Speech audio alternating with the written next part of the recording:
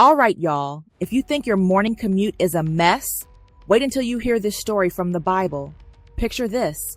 You're on your way to a meeting and your car just refuses to start. You begin screaming at it and your car literally talks back. Oh my gosh, I can't be late for work again. What is wrong with this stupid car? Please just start. Nope. I'm not going anywhere today. Deal with it. Get somebody else to do it. Sounds like something straight out of a movie, right?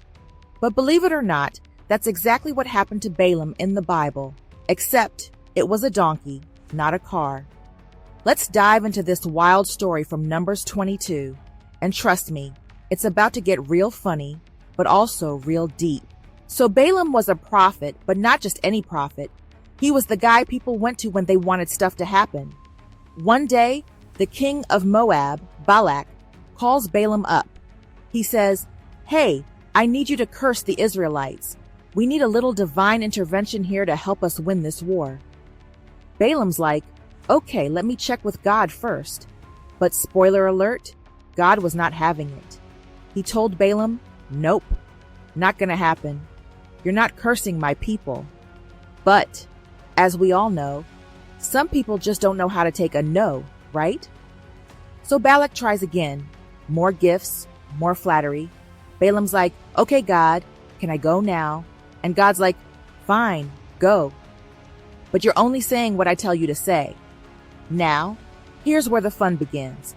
Balaam hops on his donkey to head off to meet King Balak. And bam! His donkey sees an angel in the road. And not just any angel.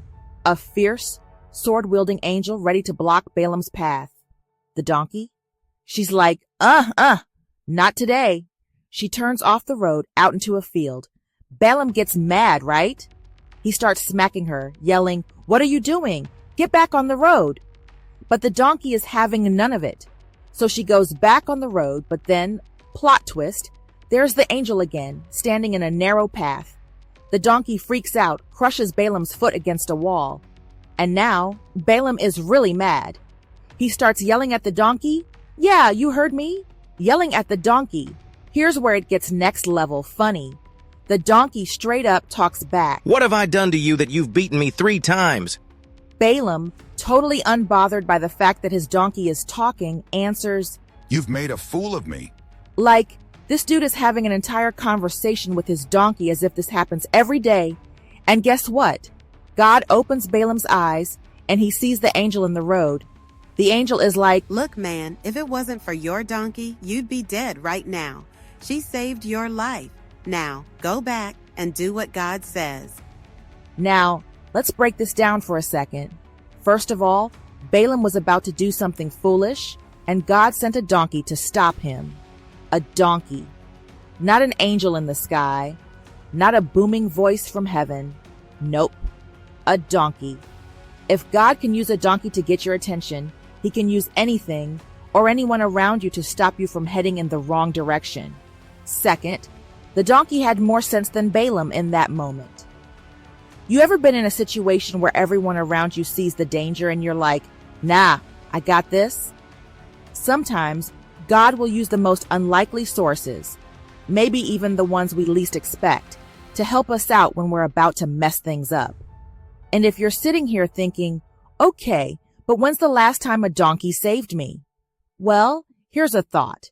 Maybe your donkey is that friend who's always calling you out when you're acting crazy. Or maybe it's the moment when everything falls apart and you can't help but pause and think, "Wait, this is not what I was supposed to be doing." Maybe it's that still, small voice telling you to slow down, read the Bible, and pray. So next time life seems out of control or like everything's falling apart, just remember, God used a donkey to redirect someone. Who knows what unexpected thing he'll use to speak to you today? If you want to see more of God's surprising ways and hear stories that'll make you laugh, but also give you real wisdom, open up your Bible.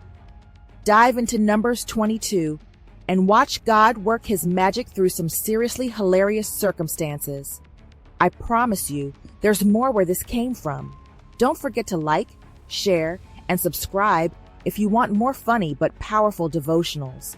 And hey, If you've ever had a talking donkey moment in your life, drop a comment below. I'd love to hear how God used the unexpected to grab your attention. Stay blessed, stay funny, and don't forget, even when you're riding a donkey, God's got your back.